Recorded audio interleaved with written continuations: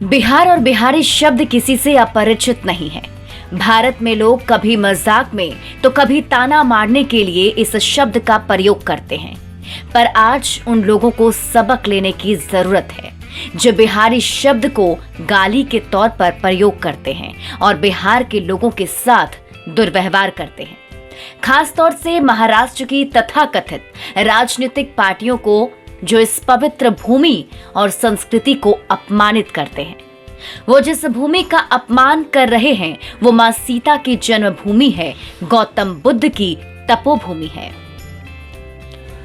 बिहार वो राज्य है जिसे प्राचीन काल में मगध के नाम से जाना जाता था।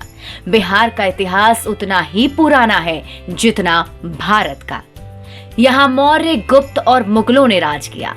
करीब 94,000 वर्ग किलोमीटर में फैले बिहार उत्तर में नेपाल, पूर्व में पश्चिम बंगाल, पश्चिम में उत्तर प्रदेश और दक्षिण में झारखंड से घिरा हुआ है। 1912 में बंगाल के विभाजन के समय बिहार अस्तित्व में आया। इसके कई साल बाद 1935 में उड़ीसा और 2000 में झारखंड अलग होकर बना।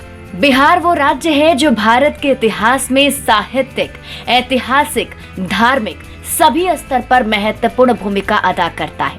आज भी बिहार शिक्षा, संस्कृति और सामाजिक दृष्टि से उतना ही समृद्ध है जितना पहले था। यहाँ तक की बातें तो आप जरूर जानते होंगे, लेकिन आज हम जो बातें आपको बताने जा रहे हैं उनसे शायद ही आप परिचित होंगे और ये बातें बिहार का उपहास उड़ाने वालों का नजरिया बदल देगी। बिहार की तुलना यदि आंध्र प्रदेश और केरल से की जाए तो आज बिहार में स्नातक करने वालों के प्रतिशत इन दोनों राज्यों से ज्यादा है। यहाँ स्नातक करने वाली महिलाओं की तादाद भी केरल से बहुत अधिक है। यही कारण है कि बिहार से केरल, तमिलनाडु, आंध्र प्रदेश और गुजरात की अपेक्षा अधिक संख्या में आईएएस और आईपीएस निकलते हैं। वहीं देश के विभिन्न बैंक में पीओ बिहारी हैं, जो अन्य राज्यों को पछाड़ रहे हैं। रेलवे की बात करें तो आप किसी भी स्टेशन पर चले जाइए, एक बिहारी आपको जरूर मिल जाएगा। पढ़ाई के क्षेत्र में भी बिहार तेजी से आगे बढ़ रहा है। जितने आईआईटी बिहार से निकल रहे हैं वो अन्य राज्यों से कहीं अधिक हैं। यहाँ का कौशल ही तो है कि 12 साल के लड़के आईआईटी में सफलता प्राप्त कर रहे हैं। बिहार आज शैक्षिक स्तर पर केरल के शैक्षिक स्तर को टक्कर दे रहा है। बिहार वो राज्य है जहाँ नालंदा और विक्रमशिला जैसे पुरातन विश्वविद्यालय हैं। बिहार बुद्ध की तपोभूमि है। ये वो जगह जहाँ बौद्ध और जैन धर्म का उदय हुआ। बिहार में ही मां सीता का जन्म हुआ। सूबे में गंगा, बागमती, कोसी, कमला, गंडक, घाघरा, सोन, पुनपुन, फल्गु और क्यूल नदियां बहती हैं।